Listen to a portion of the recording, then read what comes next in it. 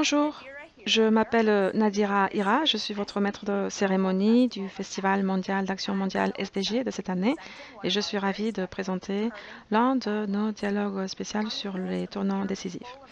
Dans la foulée d'une année pleine de défis, d'une pandémie mondiale marquée par des turbulences économiques, politiques et sociales, nous avons vu des changements dramatiques dans la façon dont nous considérons la vie, les revenus, la consommation et la production. Des choses jugées trop ambitieuses ou même chères à envisager maintenant semblent être non seulement faisables, mais vraiment impératives. Ce qui veut dire que ce moment incroyablement difficile peut également être une opportunité potentiellement sans précédent de construire une société plus juste et plus durable. Alors, comment faire en sorte ensemble que ce soit un tournant décisif pour les hommes et pour la planète? Eh bien, nous avons ici pour en parler avec nous l'auteur de Exposure, Poison Water, Corporate Greed and One Lawyer's 20-Year Battle Against DuPont. Un homme qui a été avocat de la défense pendant 8 ans pour ensuite engager une poursuite environnementale qui a bouleversé toute sa carrière et qui a exposé une histoire effrontée de plusieurs décennies de contamination chimique massive. Et je m'en voudrais de ne pas mentionner également que son histoire est l'inspiration du film de Hollywood Dark Waters, dans lequel il est interprété par Mark Ruffalo. Bienvenue, Europe. Merci beaucoup pour être ici. Merci à vous de m'avoir invité, c'est mon plaisir. Alors, pourquoi ne pas démarrer tout de suite? En 2020, Participant Media a lancé la campagne Fight Forever Chemicals en collaboration avec Dark Waters et ils ont dit à quel point vous avez été important toutes ces années dans la lutte contre la contamination chimique sur le plan juridique. Alors que nous considérons le pouvoir et l'opportunité de ce moment, j'aimerais commencer par simplement parler de ce qui vous a poussé à agir, surtout quand il aurait été tellement plus facile pour vous de continuer avec le statu quo. Qu'est-ce qui vous a fait agir? Eh bien, lorsque j'ai commencé à fouiller dans les documents que j'ai obtenus de Dupont et que j'ai vu que nous étions confrontés vraiment à une contamination mondiale vraiment sans précédent par des produits chimiques artificiels qui se trouvaient dans l'eau potable probablement de millions de personnes partout sur la planète et dans le sang de pratiquement toute créature vivante, y compris les humains dans la planète. Mais après, je me suis rendu compte que j'étais peut-être la seule personne à voir ces documents, que c'était des informations qui n'avaient pas été divulguées et que les scientifiques, les régulateurs, le public n'étaient pas au courant de tout ça. Et en plus, cela se passait dans ce que je considérais ma ville natale, Parkersburg, en Virginie occidentale, où ma mère et toute sa famille ont grandi. Donc j'ai réalisé que je devais faire quelque chose pour m'assurer que les gens soient conscients de cette menace pour la santé publique. Et j'espère que lorsque les gens verront l'histoire, lorsque les gens verront les actions, que des actions comme Earl Tennant, l'agriculteur de Virginie occidentale, qui a découvert pour la première fois qu'il y avait un problème avec ça, eh ben, ils se sont rendus compte, j'espère qu'ils se rendront compte que tout le monde peut agir. Nous ne devons pas nous asseoir et simplement supposer que quelqu'un d'autre va s'occuper de cela à notre place. En voyant ces informations, je me suis rendu compte que j'avais une responsabilité, que c'était une menace pour la santé publique dont personne n'était au courant et je devais faire ce que je pouvais faire en tant qu'avocat pour travailler dans le système juridique et travailler avec d'autres, des scientifiques, des régulateurs, des personnes dans les médias, des personnes qui puissent aider à diffuser cette histoire.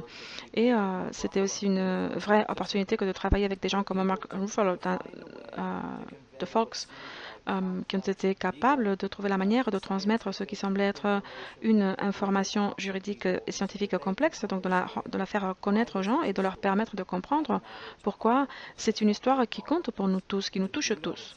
Et le fait de faire cela d'une manière aussi visuelle et d'être en mesure de présenter cette histoire et de montrer aux gens comment cela touche de vraies personnes a été une opportunité incroyable et j'ai été très chanceux vraiment de rencontrer des personnes qui ont aidé à faire connaître l'histoire aux autres.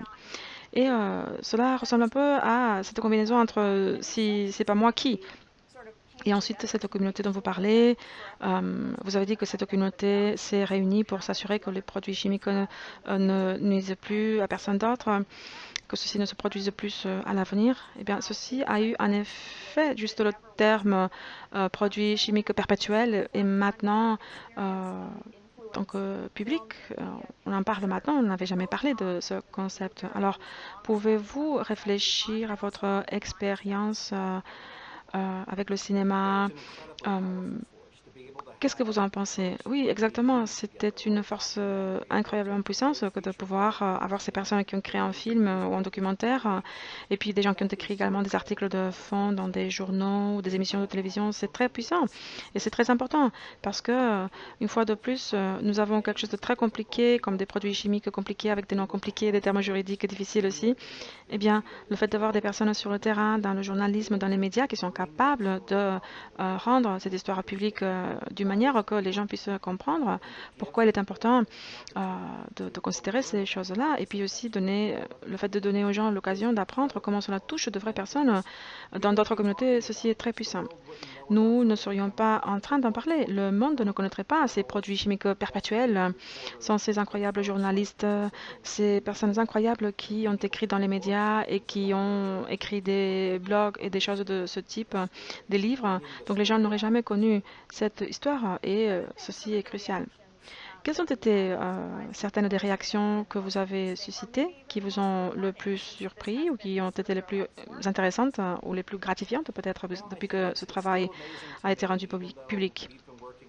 Eh bien, c'est incroyable pour moi encore, même si cela fait 23 ans déjà que nous essayons de notre mieux de faire reconnaître cette histoire, que nous essayons de nous assurer que les régulateurs et les scientifiques comprennent la menace posée par ces produits chimiques. Il est toujours remarquable de voir combien de personnes trouvent cette histoire, connaissent cette histoire et disent je n'étais pas au courant de ça, comment est-ce possible? Comment est-ce possible qu'il y ait des produits chimiques dans toute la planète, dans le sang des personnes, dans l'eau potable de nous tous, des produits chimiques qui peuvent même altérer notre système immunitaire et même affecter la capacité et l'efficacité des vaccins en période de pandémie? Donc, comment tout cela a pu se produire? Et pour moi, c'est toujours remarquable le fait même qu'avec un film, avec un livre, un documentaire, la couverture que nous avons, même avec tout ça, il faut plus de discussions. Nous avons besoin de plus de personnes qui en parlent. Nous avons besoin de plus de manières de connecter de manière différente. Et puis, nous devons trouver des manières pour rassembler davantage d'avocats, de journalistes, de scientifiques, de régulateurs, tous ces différents membres de notre communauté. Nous devons être tous ensemble et nous assurer que nous pouvons trouver un moyen qui nous permette de comprendre tous l'importance de cette histoire qui nous concerne tous. Voilà, cela fait 23 ans et ça continue. Le travail vraiment continue. Alors, que pouvons-nous faire, les participants au festival et les personnes qui ne font pas partie de ces communautés que vous avez citées? Que pouvons-nous faire, nous, les autres, pour soutenir ce travail? Eh bien, vous pouvez parler de cela, faire ce que M. Tennant, cet agriculteur de Virginie occidentale, qui est venu me voir pour la première fois il y a 23 ans, pour me demander de l'aide avec ses vaches, bah, faites ce qu'il a fait. Levez-vous, parlez. Parlez de cela encore et encore. Ne supposez pas que quelqu'un d'autre s'occupera de cela. Les scientifiques y travaillent actuellement, mais cela dépend aussi de chacun d'entre nous. Et si cela fait quelque chose, ce que vous voyez dans le film, que vous voyez à propos de cette histoire sur la façon dont nous en sommes venus à en apprendre davantage sur l'acide APFO, bah, si c'est le cas, cela met en évidence le pouvoir des individus qui se manifestent, qui s'expriment. Et cela montre aussi le pouvoir des communautés qui se connectent les unes avec les autres pour exiger que les choses changent. Et ce qui semble être des chances insurmontables et des forces immobiles, des sociétés massives et des systèmes juridiques massifs dans les systèmes scientifiques, les systèmes réglementaires, eh ben, les gens qui s'expriment et agissent peuvent entraîner des changements incroyables. Et c'est une réalité. Et j'espère que les gens seront inspirés par cette histoire pour savoir que nous pouvons le faire, que nous pouvons vraiment changer ces systèmes. Oui, je vous garantis, vous nous inspirez, vraiment. Alors, puisque nous parlons de changer les systèmes, d'après vous, si vous deviez identifier quelque chose qui pourrait empêcher cette contamination de se produire à l'avenir, qu'est-ce qui vous vient à l'esprit? Eh bien, j'espère que nous pourrons commencer à adopter une approche beaucoup plus prudente par rapport à des produits chimiques comme celui-ci. Surtout, ces produits chimiques artificiels que notre corps ne sait pas gérer. Nous devrions adopter une approche selon laquelle, si nous avons des informations aujourd'hui sur la nature nuisible de ces produits-là, bah, nous devons les arrêter tout de suite. Ne forçons pas les personnes qui sont exposées, les personnes qui sont utilisées comme des cobayes, à prouver que les produits chimiques leur causent des dommages, les rendent malades ou décèdent avant de faire quelque chose. Nous devons prendre donc une approche beaucoup plus prudente et je pense que nous commençons à voir cela justement. Je vous encourage, vous avez absolument raison, cette idée que la responsabilité incombe aux victimes, pour ainsi dire, plutôt qu'aux producteurs, aux personnes qui en profitent. Cela semble une évidence et pourtant, Ce sont des histoires comme celle dont vous parlez, et celle qui est au centre de celle-ci qui change en fait la façon dont les gens voient ces choses. Nous nous rapprochons de la fin de notre temps ensemble, donc je dois vous poser deux dernières questions. Tout d'abord, pour les gens qui veulent en savoir plus et s'impliquer, y a-t-il d'autres ressources, à part bien sûr regarder ce film Dark Waters et de lire vos livres? Et puis, pour finir, une note d'inspiration. Évidemment, vous êtes une figure inspirante à bien des égards, mais nous aimerions savoir qu'est-ce qui vous inspire vous. Y a-t-il une pièce de musique ou d'art ou un livre ou quoi que ce soit qui vous inspire et que vous aimeriez recommander aux personnes qui nous suivent? Oui, je pense ce qui m'inspire vraiment, c'est quelqu'un comme Earl Tennant, l'agriculteur de Virginie occidentale, qui est capable de parler, de susciter un changement comme celui-ci, qui est en train de changer le monde.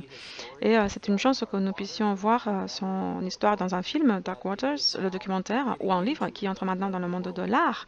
Et les gens maintenant, grâce à cela, peuvent voir cette histoire de différentes manières. Donc je pense que ceci est incroyablement inspirant.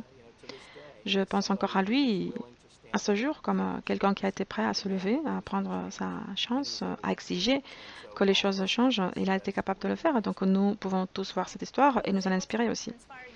Oui, et vous avez pu nous inspirer parce que vous êtes passé d'une carrière qui était donc de l'autre côté de cette conversation à l'endroit où vous vous trouvez maintenant, qui, je dois vous dire, nous touche tous profondément. Alors, merci beaucoup, Rob Bilott, pour le travail que vous faites, pour être avec nous ici dans le Festival mondial de l'action. Et nous espérons vous revoir bientôt. Merci beaucoup, c'était un plaisir pour moi. Merci, au revoir.